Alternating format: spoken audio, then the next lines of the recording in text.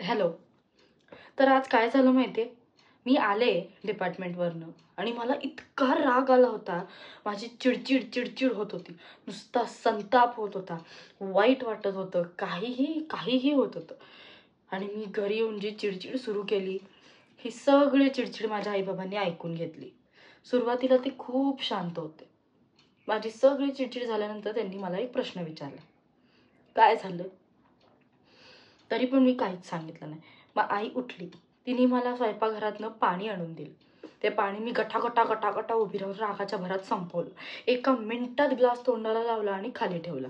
ते आपण bottoms up म्हणतो ना, तशातलं काहीतरी.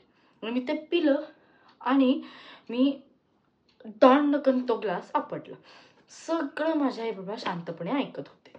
ते झाल्यावर पुन्हा आईने विचारलं, काय झालं? मग मी तिला सांगितलं की कसं आहे ना, की सगळे लोक माझ्यावरती खार खाऊन असतात, उगाच माझ्यावर चिडतात, कारण नसताना मला बोलतात.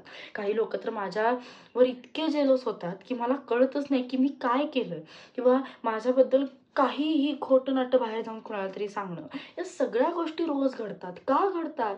मी शाळेत असल्यापासून हेच कायम होतंय, तुलाही माहिती आहे. बरं, मी कॉलेजला होते तेव्हाही होतं, तर डिपार्टमेंटला गेले तिथंही आहे, मी कुठेही गेलं तरी तेच होतं. बरं, माझ्या क्लासमध्येही तेच आहे. माझ्यावर जळणारी इतकी का लोक आहेत माझ्या अवतीभोवती? मी असं काय केलंय की त्यांना ते जळण्यासारखं आहे? अरे, मलाही काहीतरी आहे, मलाही त्यांचा ऐकून त्रास होतो, मलाही वाईट वाटतं. हे चुकीचं आहे. मी खूप खूप खूप अशा रागाच्या ह्याच्यात बोलले. इकडचं तिकडचं सगळ्या उशा घेतल्या आणि सोफ्यावर वगैरे फेकून आपटून दंगा सगळं सगळं केलं. आणि त्यानंतर पुन्हा माझ्या आईबाबांनी शांतपणे मला राहून एकच प्रश्न विचारला, आम्ही तुला काय विचारलं हे लक्षात आलं? म्हटलं, हो, मी सांगितलं ना मला कळलंय म्हणून. मग आई म्हटली, तुला समजलंच नाही प्रश्न. मी तुला विचारलं, तुला काय झालं? तू मला त्यांच्याबद्दल सांगत असलीस.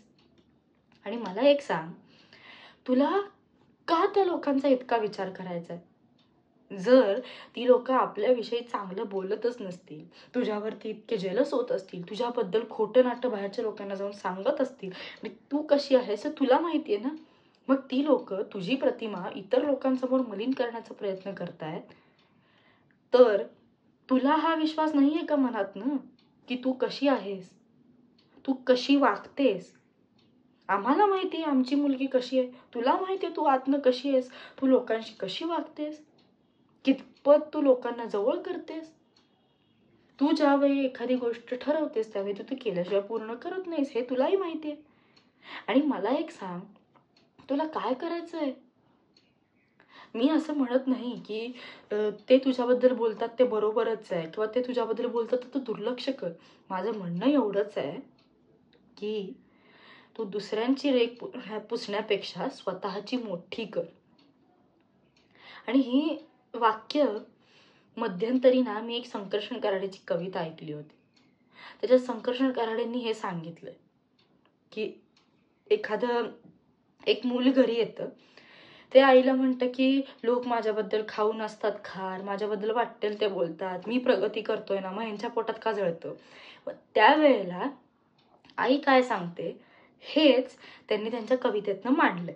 आणि ही कविता मला मगाशी आईने ऐकायला सांगितली. आणि ती कविता ऐकल्यानंतर सुरुवातीला आईने जे सांगितलं ते सगळं मला रिलेट झालं त्या कवितेशी.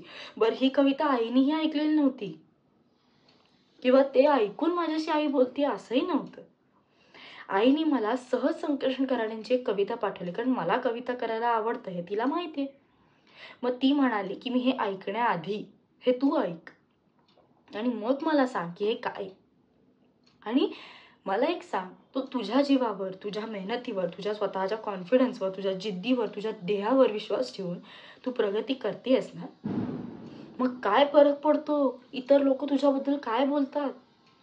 आणि तूच काय मला सांगत असतेस ना की आयुष्यात सक्सेसफुल झाल्यावर फेल्युअर या गोष्टी मिरवण्याच्या असतात.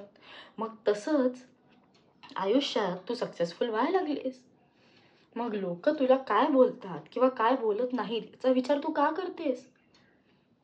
तुला ते गाणं माहितीये, कुछ तो लोग कहेंगे, लोगों का काम है कहना, छोडो बेकार की बातों में कहीं बीत ना जाए रहना. तूच मला एकदा सांगितलं होतंस, आठवतंय?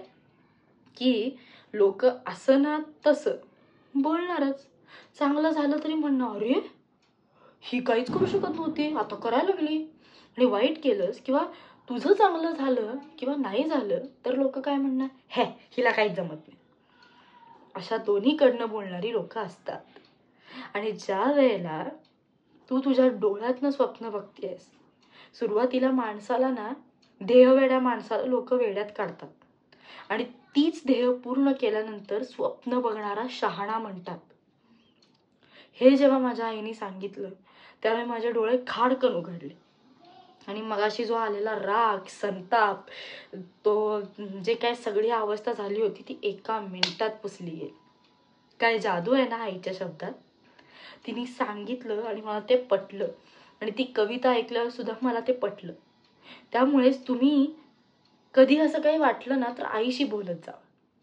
आपली आई कायम आपल्याला योग्य तोच सल्ला देत असते. आणि हो, ती कविता सुद्धा ऐका संकर्षण कराड यांची. आणि काय वाटतंय की तुमच्या आयुष्यात असा कुठला प्रसंग आला आणि ज्याचं उत्तर अगदी चुटकीसरशी तुमच्या आई वडिलांनी तुम्हाला सोडवून दाखवलंय, हे मलाही सांगा.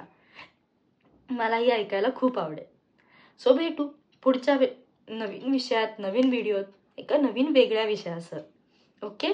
सो तोपर्यंत ती कविता आणि आईचा सल्ला मी अगदी फार मनावर घेतलेला आहे.